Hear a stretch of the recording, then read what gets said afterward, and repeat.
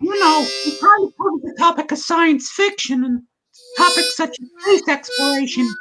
Yeah. Let's look at some of these movies like Blade Runner and all that kind of stuff. And Right.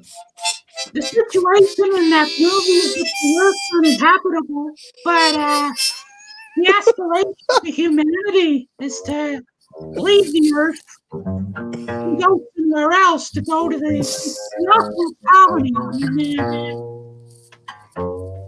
Yeah. So you're into it then?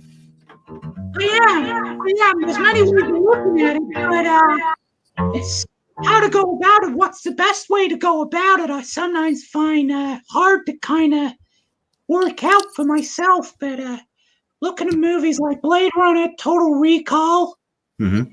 stuff like Dune, they kind of they have like kind of a lot of potential possibilities as to where that kind of thing might go. I'm not sure what I really think of somebody like Elon Musk personally, but some of his ideas, they're kind of interesting in many ways.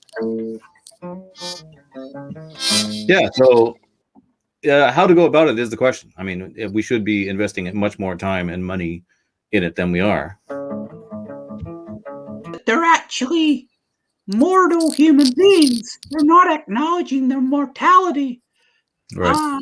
I forgot what podcast it was, but it was talking about people who would have built churches or monasteries in the medieval period. Right. Most of these people would be building things which they wouldn't live to see the completion of. And Right.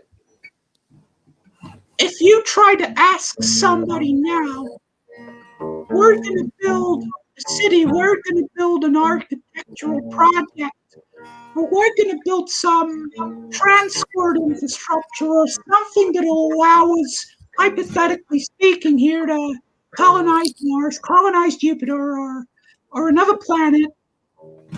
If people are told that there's no way to prolong their lives long enough for them to see the complete end result, they're just going to buy into this notion that why should they bother? It's like Adam Curtis did that documentary series, Century of the Self, and everything that's being built around what he explores in that, this kind of post Edward Bernays society. Then nobody really systematizes or thinks beyond their needs, beyond their impulses, beyond what they want, and beyond what stimulates them to make themselves happy. There's no greater goal, there's no greater ideal. Now, I don't know, maybe when people built churches in the 14th, 15th century, they might have had less of a choice or agency in that making a decision to do that. But there was much more likely a sense of a goal in that.